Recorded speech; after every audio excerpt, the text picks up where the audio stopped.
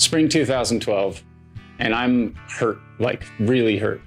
And I'm still snowboarding, and I just came off of like a shattered kneecap, and now I'm dealing with a herniated disc, and I'm like, what am I gonna do? My body is like failing me right now. You know, every shot was a challenge. There's pain every time. Every time I went filming, I just remember thinking on this trip, how long can I do this for? Is this the end? Is this the last season? Every day just seems the same. Until we wait for tomorrow. Try not to go.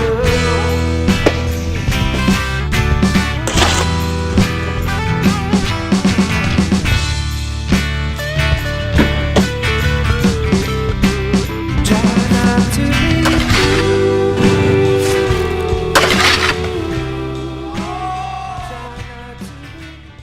I came back to Salt Lake. There was always a meeting in Salt Lake. And I just remember going through, and I brought all my ideas, you know, my like crude drawings of outerwear. At the end of that, they pulled me into an office and asked like, hey, do you want to do this like for real? Do you want to learn how to do like what you're kind of playing around doing? They know for a fact that I've never actually designed outerwear. And they're sitting there and they're like, hey, do you want to do this job? And I remember going home and being like, fuck, is this going to be a career, or did I just give up something that I loved and it's going to be hard to get back into that? What am I going to do? Like, this is an opportunity for something different, but do I know how to do it? Like, I knew what I wanted. I didn't know how to articulate exactly what I wanted. So there was a lot of trial and error. And like, as a snowboarder, as a skateboarder, I think you're used to failing, and it's not a failure. It's just the steps you have to take to getting your trick or learning a new trick. Like that first season with L1 was exactly that. I was learning everything, and the hard way. I learned quick, and then I also learned like, hey, I need to do some research on my own.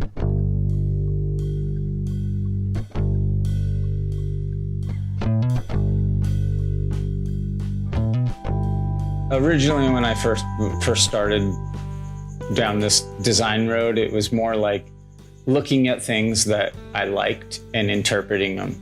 And now it's taking an idea, a loose idea, and then you actually build it from the ground up, from the fabric, from the trims, like subtleties and fit. Like all these things like come together to make a great garment. And it's not just like, hey, this looks cool. I like this pocket shape, for example. There's a lot more to it, and there's all these like incredible subtle details, these discoverables that make it like truly enjoyable for me.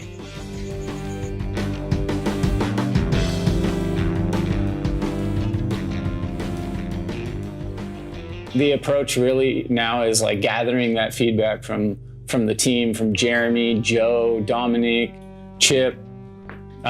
Everyone who's involved has an opportunity to come to the table and say, hey, this is what I want, or this is what I think is cool.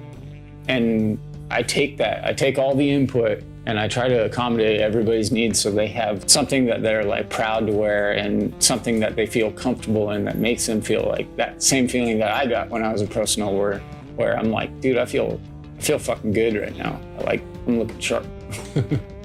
It's cool to have that confidence that Jon thinks about that. He thinks about style, he thinks about the way it feels, and you know, again, it's just, for Jon, it's about how you look, and I can't back that any harder.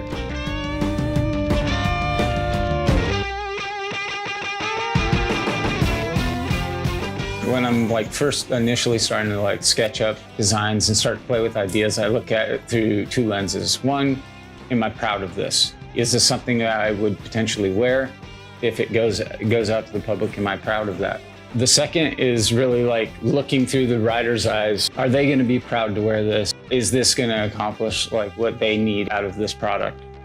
And to see it like resonate with the team and resonate with the consumer is like a really special feeling. That's something that's like, okay, mission accomplished. I'm happy, team's happy, and it works in the market.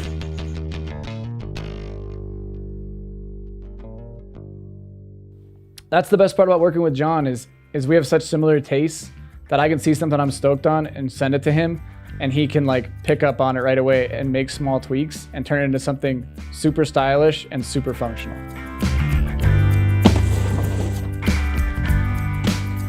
We started working on the theorem stuff. It was really pretty easy. I kind of hit him with a couple ideas and he bounced back drawings, you know, within a week. Theorem's like truly a departure from what people expect from L1. And what we wanted to do is create a truly technical outerwear capsule within L1 that was geared for the mountains, like backcountry, like wet, cold weather riding. More of a modular system with all like 3-layer shells, 20K, 20K, and an insulation jacket that went along with it. So on really cold days, you could wear the jacket.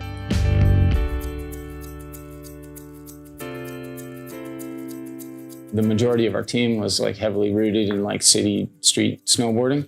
And with the addition of Jeremy Jones to L1, it really created an opportunity for us to explore like more technical apparel that suited his needs in the backcountry. I mean, I love being out there. I can just shack up, you know, go under the snow and it just cakes me up and I stay dry and I like that. And I feel like I'm looking dope, you know, and that's, I know, huge for Jon, and I trust that. The future of L1 is really like rooted in our team and what they want to see, what they want to ride in, what makes them feel good.